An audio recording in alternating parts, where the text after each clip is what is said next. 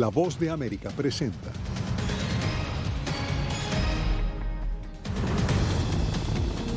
Moscú amenaza con lanzar más misiles a Kiev después de que Ucrania hundiera un importante barco de guerra ruso. Conflicto en Ucrania se perfila como prioridad en la próxima cumbre del G20. Además, Texas pone fin al estancamiento fronterizo tras acuerdos con estados mexicanos. Bolivia y Chile cierran alegatos en la Corte Internacional de La Haya por disputa sobre un río transfronterizo.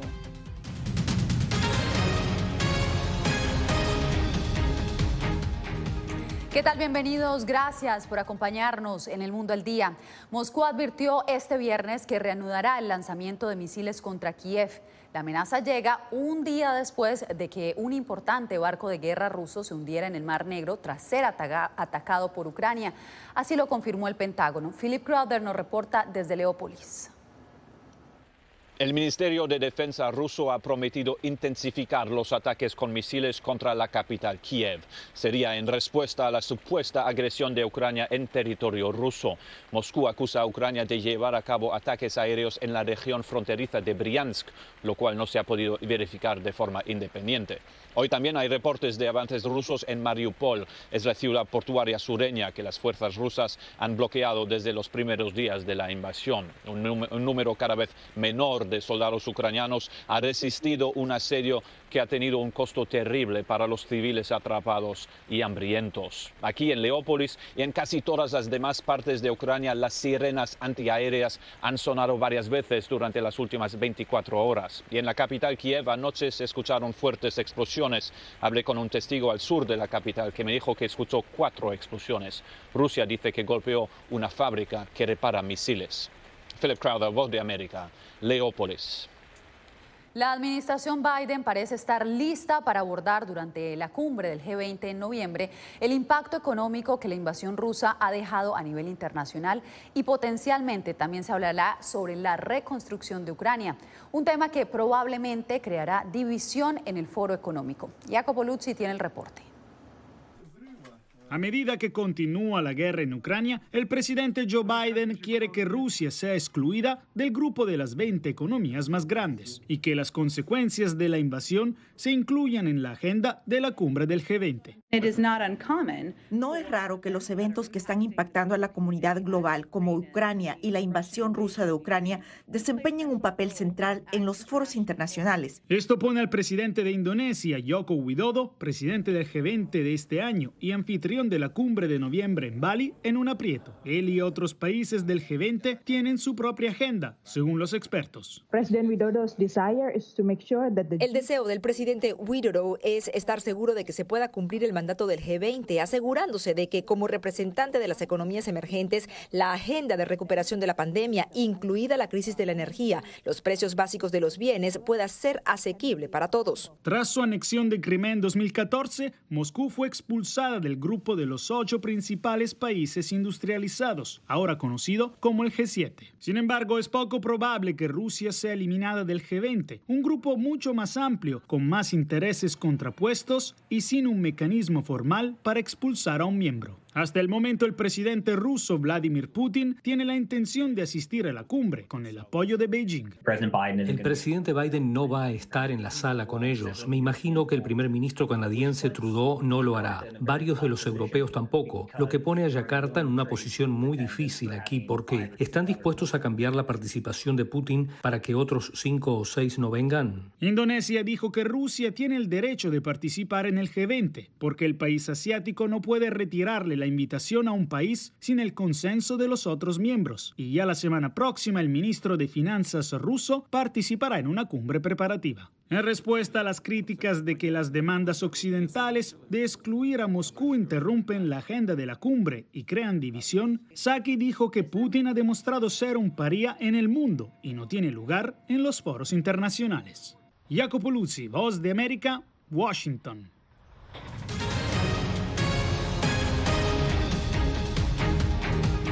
Comienza a aliviarse el retraso de camiones que traen mercancía a Estados Unidos tras un acuerdo que suscribió el gobernador de Texas con 3 estados fronterizos mexicanos. Laura Sepúlveda tiene los detalles. La inspección de vehículos provenientes de México a Estados Unidos se ha relajado después de retrasos importantes en 4 puentes de entrada a Texas. Chihuahua y Coahuila firmaron este jueves un acuerdo que se suma al de Nuevo León, y los 3 estados fronterizos mexicanos se han comprometido a aplicar mayores controles de seguridad. Estamos hablando de compartir información e inteligencia entre estados, lo que significa que Texas podría tener ojos del otro lado de la frontera. La plataforma Centinela incluirá casi 10.000 cámaras, 2.000 de reconocimiento de placas, 11 filtros biométricos y reconocimiento facial, y también tendremos una frontera segura a través de la patrulla aérea. Según destacó la Oficina de Aduanas de Estados Unidos en días pasados, el funcionamiento adecuado de estos cruces impacta de manera importante el desarrollo de la sociedad estadounidense. Nuestros esfuerzos aseguran que los envíos de productos perecederos como frutas, verduras y carnes destinadas a supermercados, suministros médicos y medicamentos, el movimiento de estos bienes es vital no solo para las comunidades a lo largo de la frontera, sino también en los Estados Unidos. La fortaleza de la economía estadounidense depende en gran medida del flujo eficiente del comercio transfronterizo. El gobernador de Texas, Greg Abbott, se refirió a otra de sus respuestas en contra de la derogatoria del Título 42, como ha sido su orden de enviar autobuses con inmigrantes indocumentados a la capital estadounidense para evidenciar, según él, la responsabilidad de la llegada ilegal de personas. Es el Congreso el que está específicamente autorizado por la Constitución de Estados Unidos para tomar acción al respecto, y el Congreso tampoco está tomando medidas. Así que con esto enviamos un mensaje tanto al presidente como al Congreso. Texas está cansado de ser el muelle de descarga de inmigrantes ilegales que cruzan la frontera. Ahora el nuevo muelle de descarga será Washington, D.C. Laura Sepúlveda, Voz de América, Austin, Texas. Hay división en el Congreso estadounidense por la derogación del Título 42, que autoriza la expulsión expedita de inmigrantes indocumentados debido a la pandemia del coronavirus. Diva Lizette Cash con el informe.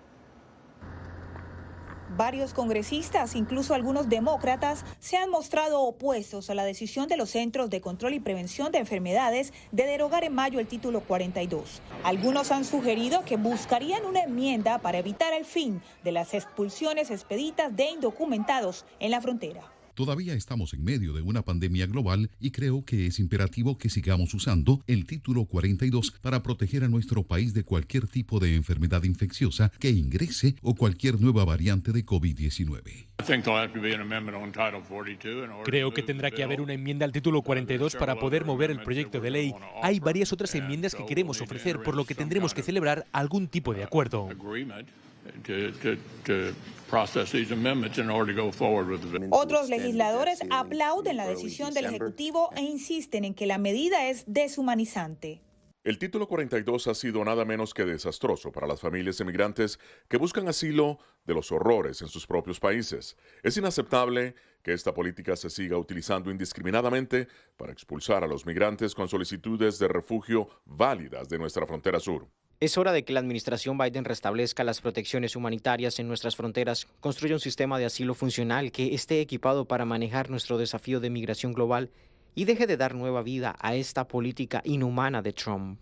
Por ahora, mientras llega el 23 de mayo, día destinado para poner fin al Título 42, la administración Biden ha procedido a la creación del Centro de Coordinación de la Frontera Suroeste como herramienta de respuesta temprana ante cualquier llegada masiva de migrantes. Diva Lizette Cash, Voz de América, Washington.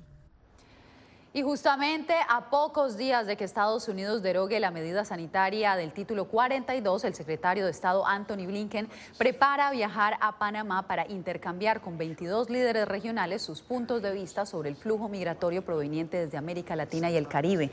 La reunión se llevará a cabo el 19 y 20 de abril. Previamente, Panamá, Costa Rica y República Dominicana establecieron una alianza con Washington para atender las causas estructurales de la migración. Cuando volvamos, soplar un dispositivo será suficiente para detectar el coronavirus. Les contamos de qué se trata.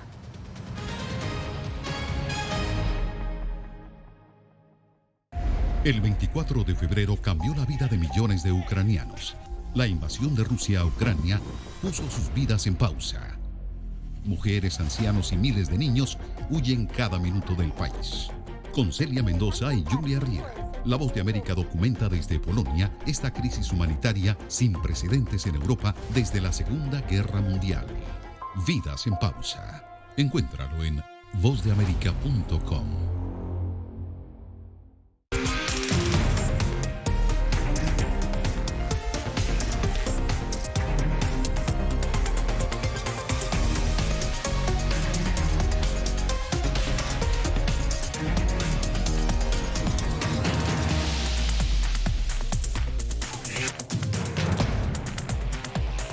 Venezuela 360, cada semana por La Voz de América. ¿Qué tal? Desde Washington comienzan las noticias en El Mundo al Día. Día a día, desde la capital de Estados Unidos y donde se producen las noticias que más te impactan. El objetivo es llegar al otro lado de la frontera para pedir asilo. La Voz de América te conecta con El Mundo al Día, los hechos más allá de la noticia, para que tomes decisiones bien informadas, en el lenguaje que quieres, donde quieras y como prefieras. Conéctate con El Mundo al Día. La Voz de América te invita a ser parte de nuestra familia a través de las redes sociales. Encuentra en tu muro las últimas noticias de tu país en su conexión con Estados Unidos, la región y el mundo. Historias que empoderan las voces latinoamericanas de política, economía, salud, actualidad, balanceadas y precisas. Únete a un equipo de origen hispanoamericano que trabaja para conectarte con los tuyos. Síguenos en Facebook y conviértete en protagonista de una historia que tú mismo ayudarás a construir.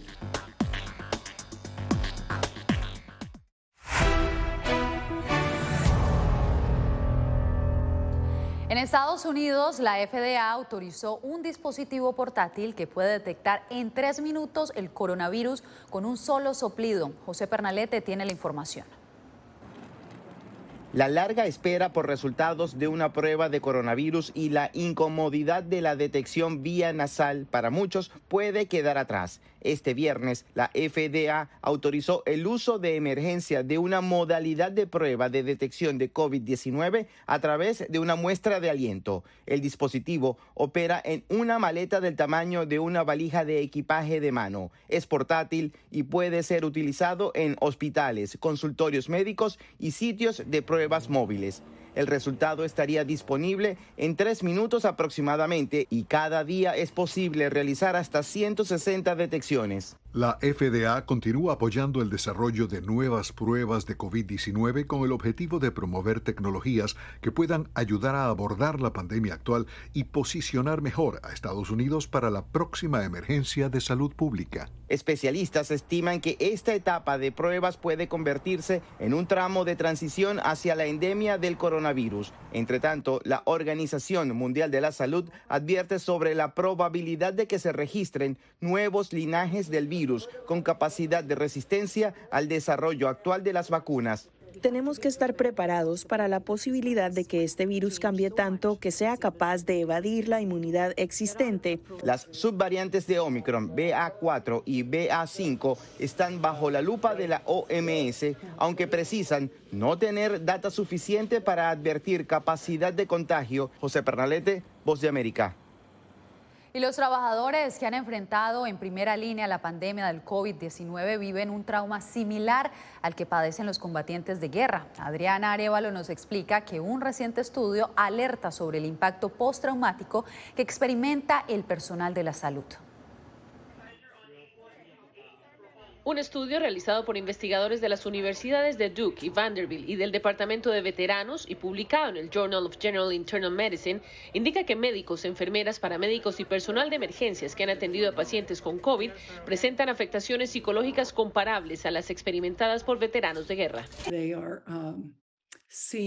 Han visto grandes pérdidas, grandes cantidades de muerte, sufrimiento, y al mismo tiempo están preocupados por sus propias familias, más allá de que se enfermen y fallezcan, así que han experimentado muchos traumas. De acuerdo con el estudio, este tipo de estrés postraumático se presenta cuando los individuos sienten que sus creencias entran en conflicto con lo que están obligados a hacer. En el caso de los trabajadores sanitarios se menciona, entre otras cosas, el tener que decidir a quién salvarle la vida. Es la fatiga, es la tristeza, la depresión, la melancolía y todo que nosotros hemos sufrido. En muchos casos es bastante, ¿verdad? Y es real, ¿verdad? Y hay muchos que se van a la casa llorando por lo que ha pasado durante los días, especialmente durante el pico de la pandemia. La apatía y la indiferencia de parte del público frente a las medidas de precaución contra el COVID se menciona también como un factor determinante en la aparición de este tipo de trauma en los profesionales de la salud. Adriana Arévalo, Voz de América, Las Vegas.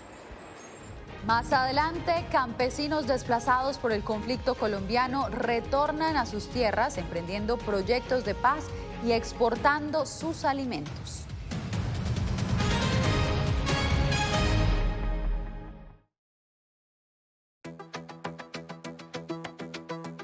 En momentos de crisis políticas y sociales, algunos gobiernos autoritarios recurren al bloqueo del acceso a Internet como herramienta para detener la información que entra o sale de su país.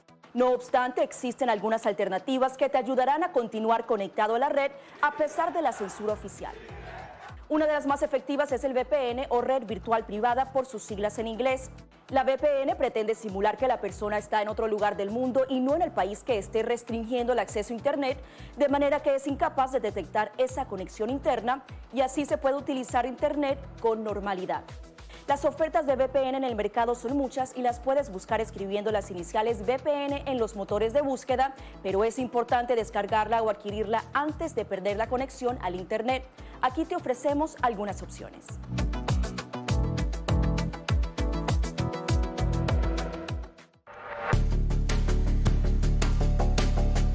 Durante el brote del COVID-19, los estafadores pueden tratar de aprovecharse de personas vulnerables a través de diversos métodos que van cambiando con frecuencia. Es posible que lo contacten por teléfono, correo electrónico, mensajes de texto, correo postal o redes sociales. Ten cuidado con ofertas de kits de supuestas pruebas caseras, curas milagrosas o pruebas inmediatamente accesibles. Response Act has made coronavirus testing more accessible immediately. Tras un desastre, organizaciones caritativas falsas aparecen afirmando que tienen vínculos con otras reales. Siempre verifica que la organización sea legítima. Alguien que asegura que trabaja en el gobierno puede pedirte tu información personal o intentar cobrarte cuotas falsas para así ingresar tu cheque de estímulo.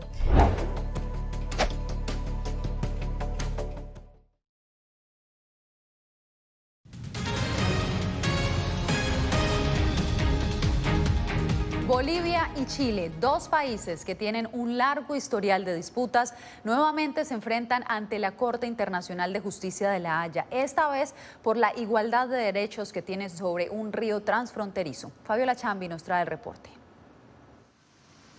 Los juristas y agentes de Bolivia y Chile desplegaron todos sus argumentos ante la Corte Internacional de Justicia de La Haya sobre el caso de las aguas del Silala, que desde el 2016 se instauró con demandas y contrademandas y el jueves concluyó con la fase de alegatos orales. Bolivia plantea que posee un derecho soberano sobre este flujo y que Chile no tiene derechos adquiridos. Bolivia tiene pleno derecho sobre las aguas del Silala.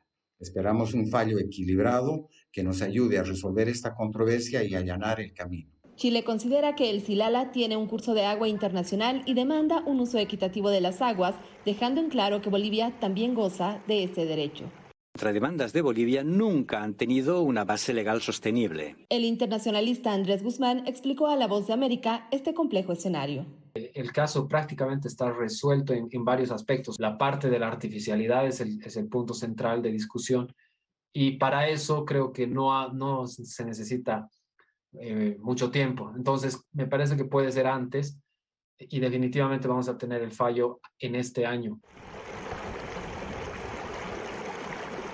El Silala es un flujo de agua que nace en manantiales del departamento boliviano de Potosí y cruza la frontera hacia Chile en Antofagasta, una de las regiones más áridas del planeta. La Corte dijo que anunciará el fallo a su debido tiempo. Fabiola Chambi, Voz de América, Bolivia. En Colombia, más de 100 familias campesinas víctimas del conflicto armado regresaron a las tierras de las que fueron desplazados por grupos guerrilleros y se reencontraron con el ñame, un tubérculo que no solo les sirve para alimentarse y trabajar, también para construir paz. Es triste recordar esas épocas, pero lastimosamente uno tiene que contar lo que vivió. El recuerdo al que se refiere Juan Alfonso Tapias, campesino del Carmen de Bolívar, municipio al norte de Colombia, es la guerra. Uno salía, no sabía si regresaba, porque se podía encontrar con un grupo armado. Con temor de perder la vida, los habitantes de esta región, conocida como Despensa Agrícola de Colombia, dejaron de cultivar la tierra. No quisiera recordar eso. La gente le tocó salir de esta tierra, a todo el mundo, y dejar todo abandonado. Ahora, luego de la firma del acuerdo de paz en 2016 entre el gobierno y las extinta guerrilla de las FARC, el panorama es diferente gracias al cultivo del ñame con apoyo gubernamental a través del programa de desarrollo con enfoque territorial. El ñame en esta región ha sido la fuente de vida. El personal que se fue de esta región retornó a sus tierras.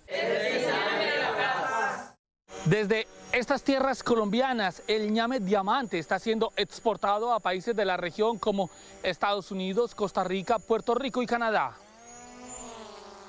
Habemos 100 socios, pero aquí la mayoría, todos los campesinos que estamos aquí en la zona, todos somos agricultores. El ñame, un tubérculo similar a la yuca, está generando una dinámica económica diferente en el municipio, sobre todo a la población que fue golpeada por la violencia. El ñame para nosotros ha sido una fuente de empleo. Durante la década más álgida del conflicto armado, 43 masacres fueron perpetradas en el Carmen de Bolívar. Yair Díaz, Voz de América, el Carmen de Bolívar, Colombia. El asesinato en Venezuela de varias personas presuntamente por su orientación sexual y la expulsión de parejas homosexuales de establecimientos comerciales han dejado en evidencia el aumento de la homofobia en ese país. Álvaro Algarra con la información. Daniel Silva y René Ferrer han documentado minuciosamente cada una de las amenazas que han recibido en su urbanización en Caracas. El problema, ser una pareja abiertamente homosexual en Venezuela, donde al menos 21 personas de la comunidad LGBTI fueron asesinadas en 2021. Una noche donde fue una noche de horror. A nosotros se nos intentaron meter por la puerta, nos seguetearon, nos abrieron las bisagras de la puerta y ningún vecino dijo nada. Una vez llegamos aquí al edificio y un vecino no nos dejaba entrar al edificio, o sea, se paró en el rayado del puesto y ahí nos decía yo, hasta aquí voy y no te voy a dejar pasar. Su pareja, René Ferrer, asevera que constantemente debe estar en pie de guerra, justificándose, explicando y defendiéndose, porque para los demás, ellos son un problema. Es muy difícil. Vivir en Venezuela siendo gay, siendo lesbiana o perteneciendo a la comunidad es lo más complejo que puede haber. Tienes que estar en un closet eternamente. Giovanni Permatei, activista LGBTI y presidente de la Asociación Civil Venezuela Igualitaria, comenta que en Venezuela urge reivindicar la dignidad de esta comunidad a través del reconocimiento de sus derechos ciudadanos dentro del marco jurídico. Los principales obstáculos, mira, comenzamos por el hecho de que no somos reconocidos como personas dignas y dignas dentro de la sociedad. El más reciente informe de Amnistía Internacional señala que Venezuela adolece de legislación que garantice los derechos de las personas LGBTI. Álvaro Algarra, Voz de América, Caracas. Vivir sin agua se ha convertido en una constante para muchos venezolanos. Una ONG revela que las tuberías de agua en las zonas más pobres pueden transcurrir meses o incluso años sin recibir el servicio. Adriana Núñez nos amplía. Una decena de recipientes de diferentes diámetros se pueden ver frente a cada casa de esta barriada del este de Caracas. Los residentes los dejan allí, esperando que cada semana un camión cisterna llegue a la comunidad para llenarlos, pues han transcurrido 4 meses sin que de sus grifos salga agua. ¿Será que es un sacrificio? Rodolfo ya tiene listos sus botellones. Ahora deberá cargar con ellos en una caminata de unos 100 metros cerro arriba para llevarlos hasta su casa. O sea, aquí estoy llevando 100 litros. ¿Y eso te alcanza para cuántos días? Cada 8 días, una semana, tú sabes, busco la forma de economizarla. Ni las mujeres ni los niños están exentos de cargar los pesados envases con el agua requerida para limpiar o cocinar. Las tuberías de los hogares de toda Venezuela pasan en promedio más del 65% del tiempo vacías, según un estudio de la ONG Monitor Ciudad. Es bastante fuerte. Para mí, por lo menos yo que soy una mujer sola, con mi hermana discapacitada, es fuerte. Por hoy lo hice y estoy de verdad demasiado cansada. todas las semanas lo mismo porque tenemos que agarrar agua de la cisterna, a veces eso es pelea, porque el uno llenó, el otro no llenó. De acuerdo con el Observatorio Venezolano de Conflictividad Social, de las 6.500 protestas que se registraron en 2021, 980 tuvieron que ver con fallas en el suministro de agua. Adriana Núñez Rabascal, Voz de América, Caracas. En breve, una de las más emblemáticas procesiones de la cultura guatemalteca revive la pasión de Cristo en esta Semana Santa.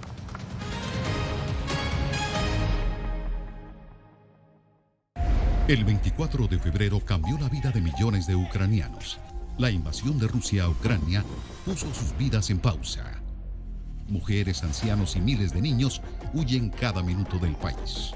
Con Celia Mendoza y Julia Riera, La Voz de América documenta desde Polonia esta crisis humanitaria sin precedentes en Europa desde la Segunda Guerra Mundial.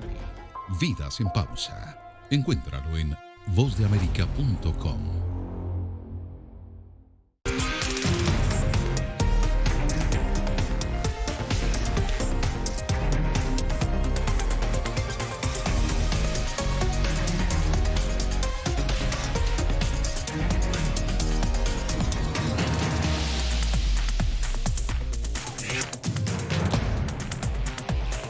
Venezuela 360, cada semana por La Voz de América. ¿Qué tal? Desde Washington comienzan las noticias en El Mundo al Día. Día a día, desde la capital de Estados Unidos y donde se producen las noticias que más te impactan. El objetivo es llegar al otro lado de la frontera para pedir asilo. La Voz de América te conecta con El Mundo al Día, los hechos más allá de la noticia, para que tomes decisiones bien informadas, en el lenguaje que quieres, donde quieras y como prefieras. Conéctate con El Mundo al Día.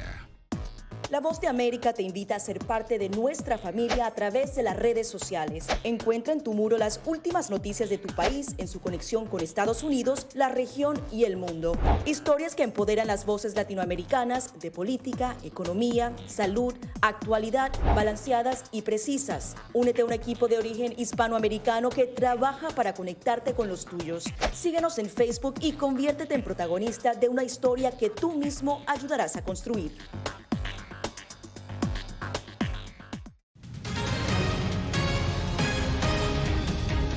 Una tradición muy particular realizan en Guatemala cada Viernes Santo para revivir la pasión de Jesucristo. Los hombres recorren aproximadamente 2 kilómetros gateando por las calles de un municipio del occidente guatemalteco. Eugenia Sagastume nos cuenta más. Una corona de espinas en su cabeza, otra en su espalda, un listón que amarran en su cuerpo y un cuantish que llevan en su mano derecha es la vestimenta que acompaña a los gateadores de San Andrés Sajcabajá. Se trata de una tradición que se realiza cada Viernes Santo en la cual estos hombres viven en carne propia la pasión de Jesucristo. Así lo relata Miguel Ishkuná, quien fue gateador y ahora es parte del grupo mayor que organiza esta tradición guatemalteca. Tenemos que llevar a nuestros gateadores al Calvario, de apoyar de nuestro Jesús. Se trata de penitentes que van gateando por las calles desde la iglesia principal hasta el Templo del Calvario. Para ser gateadores deben tener una cuarentena previa para prepararse para este Viernes Santo y antes de salir se mantienen encerrados varios días en ayuno y oración. Si tienen esposas, no pueden dormir con sus esposas, no pueden consumir carnes, beben licor y bebidas energéticas, bebidas hidratantes para mantener su organismo. Su intención es hacer este sacrificio para ser escuchados por Dios. Dentro de su penitencia piden porque en el municipio abunde la riqueza agrícola, que haya maíz, que haya frijol. Ser gateador es algo voluntario y quienes lo hacen deben cumplir con 12 años consecutivos de esta tradición que fue declarada Patrimonio Cultural Intangible de la Nación. Eugenia Sagastume, Voz de América, San Andrés Sajcabajá, Guatemala. Y este 16 de abril, la famosa cantante Selena Quintanilla estaría cumpliendo 51 años. Y para rendir tributo a su memoria, se publicará una nueva versión de su tira cómica Tribute Selena, en donde sus seguidores podrán conocer en formato digital e impreso imágenes nunca antes vistas, con detalles sobre la vida de la reina de la música tejana. Con esto llegamos al final de esta emisión. Feliz fin de semana.